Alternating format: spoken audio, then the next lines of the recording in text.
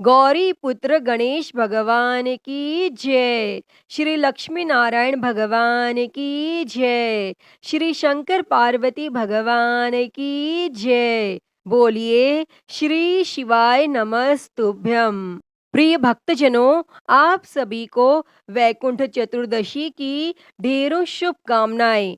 भक्तजनों, आज हम इस वीडियो में सुनेंगे वैकुंठ चतुर्दशी के शुभ अवसर पर वैकुंठ चतुर्दशी की व्रत कथा। समस्त चतुर्दशी तिथियों में कार्तिक मास के शुक्ल पक्ष की वैकुंठ चतुर्दशी सर्वोत्तम चतुर्दशी मानी जाती है। आज के दिन भगवान विष्णु जी की अर्थात हरि और भगवान शिव जी अर्थात हर के मिलन का दिन होता है। चातुर्मास में भगवान विष्णु के योग निद्रा में चले जाने के कारण सृष्टि का कार्यभार भगवान शिव जी के पास होता है। इसके बाद देव प्रबोधिनी एकादशी के दिन भगवान विष्णु निद्रा से जागते हैं। तब चतुर्दशी के दिन वैकुंठ के द्वार खुलते हैं और भगवान शिव सृष्टि का कार्यभार पुनः भगवान विष्णु जी को सौंपने वैकुंठ जाते हैं। इसी उपलक्ष्य में वैकुंठ चतुर्दशी धूमधाम से मनाई जाती है। मान्यताओं के अनुसार इस दिन श्री हरि विष्णु और महादेव की पूजा करने से साधक को वैकुंठ धाम की प्राप्ति होती है और भगवान शिव की कृपा से समस्त पाप नष्ट होकर व्यक्ति को मोक्ष मिलता है।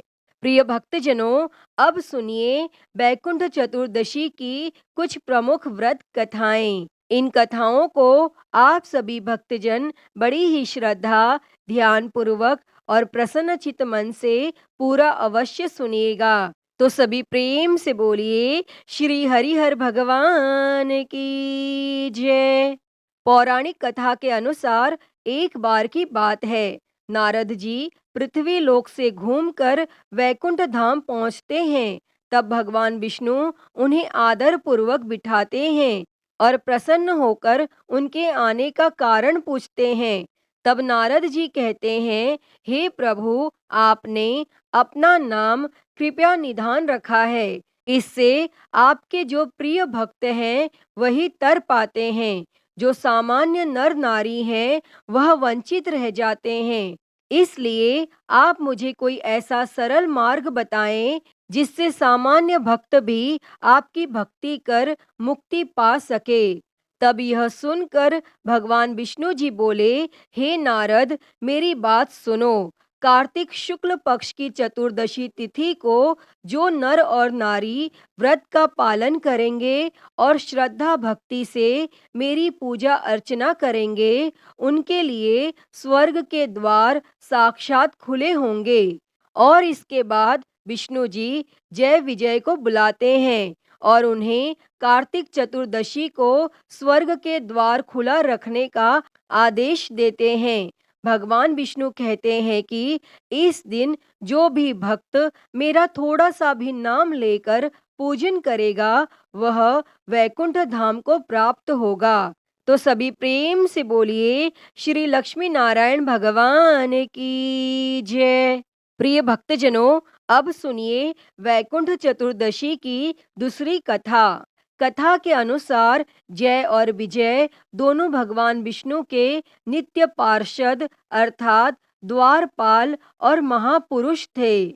सनक, सनंदन, सनातन और सनत कुमार ये चारों सनकादिक ऋषि कहलाते हैं। ये सदा छोटे से बालक के रूप में रहते हैं और ब्रह्मा के पुत्र हैं।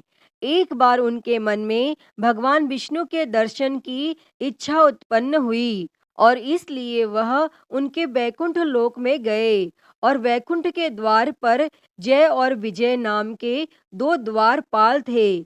जय और विजय ने सनकादिक ऋषियों को द्वार पर ही रोक लिया और भीतर जाने से मना करने लगे। उनके इस प्रकार मना करने पर सनकादिक ऋषि ने क्रोध में कहा, अरे मूर्खों, हम तो भगवान विष्णु के भक्त हैं। हमारी गति कहीं भी नहीं रुकती है। हम विष्णु जी के दर्शन करना चाहते हैं। तुम हमें उनके दर्शन से क्यों रोकते हो? तुम लोग तो भगवान की सेवा में रहते हो। तुम्हें तो उन्हीं के समान समदर्शी होना चाहिए, जैसा कि भगवान का स्वभाव परम शांतिमय है और तुम्हारा स्वभाव भी वैसा ही होना चाहिए। हमें भगवान विष्णु के दर्शन के लिए जाने दो। और सनकादिक ऋषियों के इस प्रकार कहने पर भी जय और विजय उन्हें बैकुंठ के अंदर जाने से रोकने लगे। तब जय और विजय के इस प्रकार रोकने पर सनकादिक ऋषियों ने क्रोधित होकर कहा, भगवान विष्णु के समीप रहने के बाद भी तुम लोगों में अहंकार आ गया है और अहंकार का वास वैकुंठ में नहीं हो सकता। इसलिए हम तुम्हें श्राप देते हैं कि तुम लोग मृत्यु लोक में जाओ। और उनके इस प्रकार श्राप देने पर जय और विजय भयभीत होकर उनके चरणों में गिर पड़े और क्षमा मांगने लगे। तब सनकादिक से भेंट करने के लिए भगवान विष्णु और माता लक्ष्मी जी अपने समस्त पार्षदों के साथ उनके स्वागत के लिए पधारे। और भगवान विष्णु ने उनसे कहा, हे मुनीश्वरों, यह जय और विजय मेरे पार्षद हैं। इन दोनों ने अहंकार में आकर आपका अपमान करके अपराध किया है। आप लोग मेरे प्रिय भक्त हैं और इन्होंने आपकी अवज्ञा करके मेरी भी अवज्ञा की है। इनको श्राप देकर आपने उत्तम कार्य किया है। इन्होंने ब्राह्मणों का तिरस्कार किया है और उसे मैं अपना ही तिरस्कार मानता हूँ। मैं जय और विजय की ओर से क्षमा याचना करता हूँ। सेवकों का अपराध होने पर भी संसार स्वामी का ही अपराध मानता है। इसलिए मैं आप लोगों की प्रसन्नता की भिक्षा चाहता हूँ। तब भगवान के इन मधुर वचनों से सनकादिक ऋषियों का क्रोध तुरंत शांत हो गया और भगवान की इस उदारता से वे आनंदित हुए और बोले, आप धर्म की मर्यादा रखने के लिए ही ब्राह्मणों को इतना आदर देते हैं। हे नाथ, हमने इन निरपराध पार्षदों को क्रोध के वश में होकर शाप दे दिया है। इसके लिए हम क्षमा चाहते हैं। आप उचित समझे तो इन द्वारपालों को क्षमा करके हमारे श्राप से मुक्त कर सकते हैं। तब भगवान विष्णु ने कहा, हे मुनिगणों, मैं सर्वशक्तिमान होने के बाद भी ब्राह्मणों के वचन को असत्य नहीं करना चाहता, क्योंकि इससे धर्म का उल्लंघन होता है। आपने जो श्राप दिया है वह मेरी ही प्रेरणा से हुआ है। तब सनकादिक ऋषियों ने कहा कि जय और विजय को 3 जन्म लेने होंगे, तब ये श्राप से मुक्त हो जाएंगे। यहाँ पर ध्यान देने की बात है कि जो भक्त भगवान को पा लेता है उसे महापुरुष कहते हैं। उस पर माया, काम, क्रोध, लोभ आदि कभी भी फिर हावी नहीं हो सकते। इसलिए सनक, सनंदन, सनातन और सनत कुमार व जय और विजय यह महापुरुष थे, क्योंकि भगवान के लोक में केवल महापुरुष ही रहते हैं। इसलिए जय और विजय को अहंकार नहीं हुआ था और सनकादिक को भी क्रोध नहीं हुआ था। वह लीला कर रहे थे। इस बात को बाद में विष्णु जी ने भी कहा है कि जो कुछ हुआ वह मेरी ही प्रेरणा से हुआ। जय और विजय अपने पहले जन्म में हिरण्यकश्यपु और हिरण्याक्ष के रूप में जन्मे। भगवान विष्णु ने वराह अवतार लेकर हिरण्याक्ष का वध और नरसिंह अवतार से हिरण्यकश्यप का वध किया। दूसरे जन्म में दोनों रावण और कुंभकर्ण के रूप में जन्मे और राम अवतार के हाथों मारे गए। और तीसरे जन्म में वह दोनों शिशुपाल और दंत वक्र के रूप में जन्मे और श्री कृष्ण अवतार के हाथों मारे गए और अंततः उन्हें श्राप से मुक्ति मिल गई। तो सभी प्रेम से बोलिए, भगवान श्री लक्ष्मी नारायण जी की जय। प्रिय भक्तजनों, वैकुंठ चतुर्दशी की एक और कथा को सुनते हैं। एक अन्य कथा के अनुसार एक बुढ़िया थी, उसके एक बछड़ी थी, उसका नाम उर्नी कपूर्णी था। कार्तिक के महीने में बुढ़िया पुष्कर नहाने निकली तो पड़ोसन से कहा, मेरी उर्नी कपूर्णी को चारा डालना और पानी का कुंडा भरकर उसके पास रख देना। तब पड़ोसन रोज चारा डालती और पानी का कुंडा भरकर रख देती।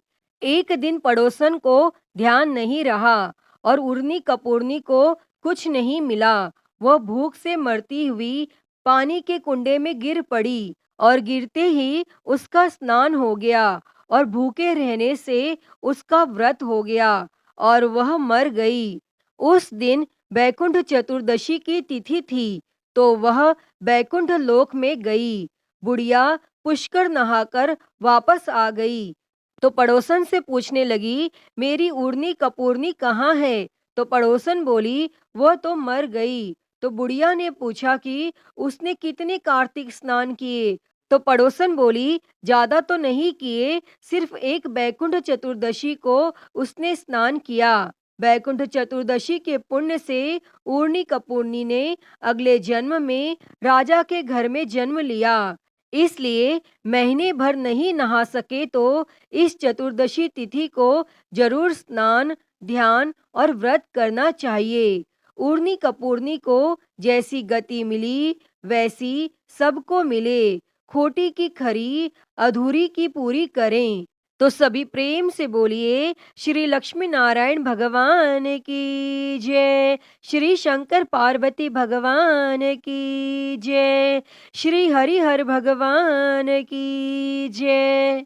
प्रिय भक्तजनों, तो मैं उम्मीद करती हूँ कि आपको आज की यह कथाएं पसंद आई होंगी और अगर वीडियो अच्छी लगी हो तो इसे लाइक करें, ज़्यादा से ज़्यादा शेयर करें और कमेंट बॉक्स में श्री हरिहर भगवान की जय लिखना ना भूलें और महाकाल भक्ति ज्ञान चैनल को सब्सक्राइब कर नोटिफिकेशन बेल को ज़रूर ऑन कर लें। हर हर महादेव। धन्यवाद।